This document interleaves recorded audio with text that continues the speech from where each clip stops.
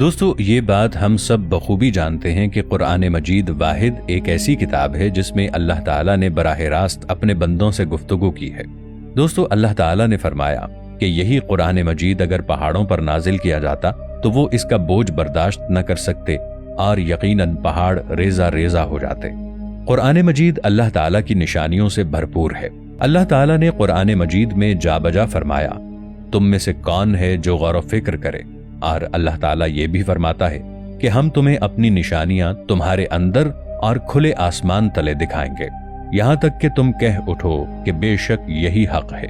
आप ये जानकर लाजिमन हैरान होंगे कि हम जो धातें जमीन पर इस्तेमाल करते हैं वो इस जमीन की नहीं बल्कि किसी दूसरे सैयारे की हैं। अगर हम लोहे की बात करें तो ये लोहा हजारों साल पहले किसी मेटेराइट के जरिए जमीन पर आया था।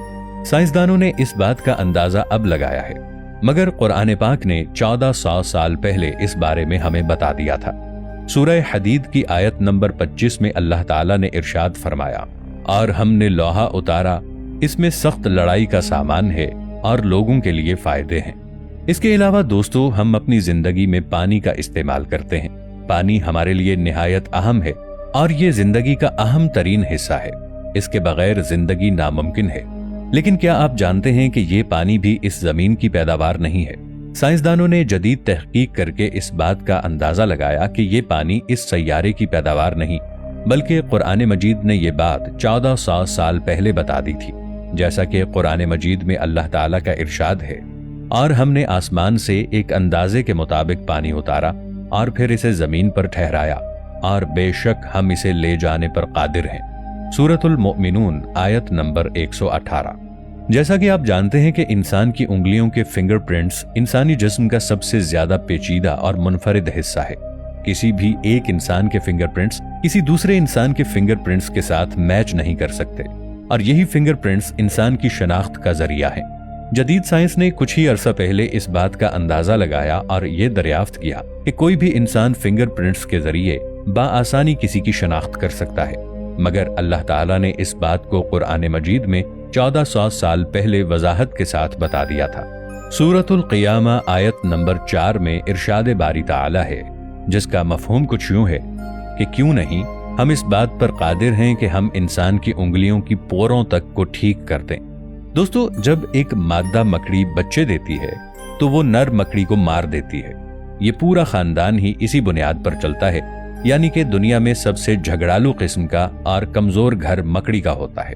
अगर देखा जाए तो कुरान मजीद की सूरह अनकबूत, जिसका मतलब है मकड़ी, इस सूरह की आयत नंबर 41 में अल्लाह ताला का इरशाद है, जिसका मफहूम कुछ यूं है, जिन्होंने अल्लाह ताला के सिवा और मददगार बना रखे हैं, उनकी मिसाल एक मकड़ी की सी है जिसने एक घर बनाया।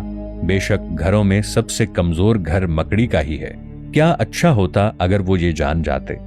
साइंसदानों को अरसाए दराज से इसी एक बात का इल्म था कि मकड़ी का घर बनाने में सिर्फ नर मकड़ी का हाथ होता है, मगर साइंसदानों ने ये बात साबित की कि मकड़ी का घर सिर्फ मादा मकड़ी ही बनाती है। और दिलचस्प बात यह है कि जहां घर बनाने का जिक्र हुआ है वहां पर मादा मकड़ी का नाम लिया गया है।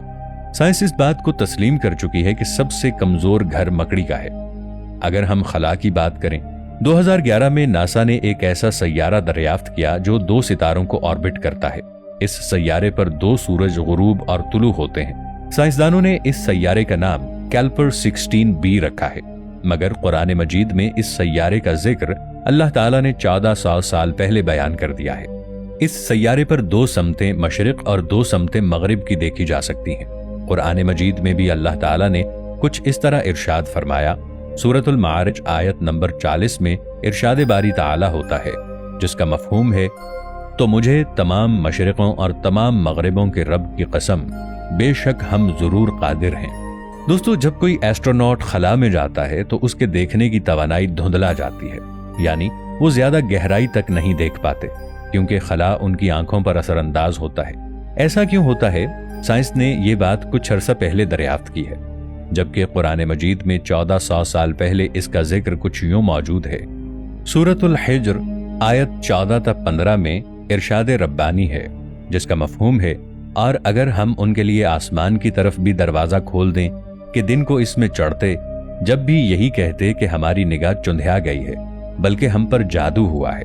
1400 साल पहले खला में इंसान की आंखों के चुंधिया जाने के बारे में सिर्फ वही बता सकता है जिसने ये कायनात तख्लीक की हो, जो कायनात के राजों को जानता हो।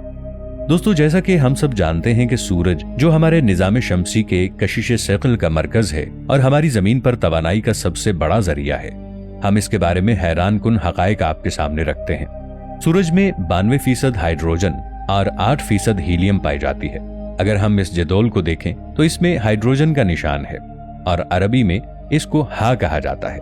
दोस्तों, अब हम कुरान पाक की तरफ चलते हैं। कुरान पाक में एक मुकम्मल सूरत सूरह शम्स है और हम सब जानते हैं कि शम्स का मतलब सूरज होता है। इस सूरत की कुल आयत 15 है और इस सूरत की हर आयत का इख्तिताम हा पर ही होता है। कुरान पाक में यह सूरत 91 नंबर पर है। जदीद साइंस इस बात को तस्लीम करती है कि इस दुनिया के वजूद में आने के 91 मिलियन साल के बाद सूरज वजूद में आया था।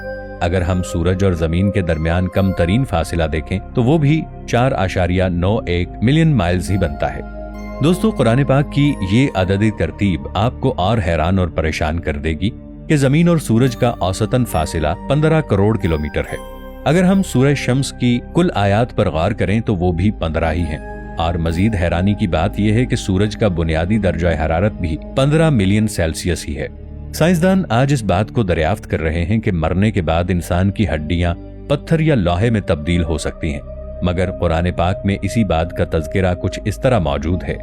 सूरह बनी इसराइल आयत नंबर 49 और 50 में अल्लाह ताला का इरशाद है, जिसका मफहूम है, और उन्होंने कहा, क्या जब हम हड्डियां और रेजा रेजा हो जाएंगे तो वाकई हमें नए सिरे से पैदा करके उठाया जाएगा? तुम फरमाओगे पत्थर बन जाओ या लोहा।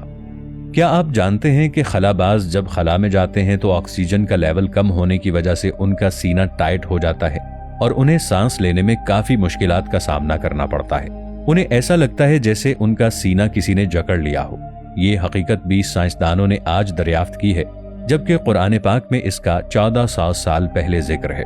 अगर सूरह अनाम की आयत नंबर 125 पर गौर किया जाए तो हमें पता चलता है कि इसमें अल्लाह ताला यूं इरशाद फरमाता है, जिसका मफहूम है, और जिसे अल्लाह हिदायत देना चाहता है उसका सीना इस्लाम के लिए खोल देता है, और जिसे गुमराह करना चाहता है उसका सीना तंग, बहुत ही तंग कर देता है, गोया बहुत जबरदस्ती आसमान पर चढ़ रहा है।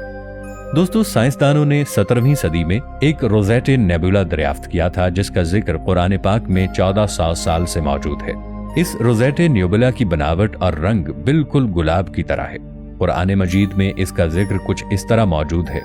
सूरह रहमान की आयत नंबर 37 में अल्लाह ताला इरशाद फरमाता है, जिसका मफहूम है, तो फिर जब आसमान फट जाएगा तो गुलाब के फूल जैसा सुर्ख हो जाएगा, जैसे सुर्ख चमड़ा।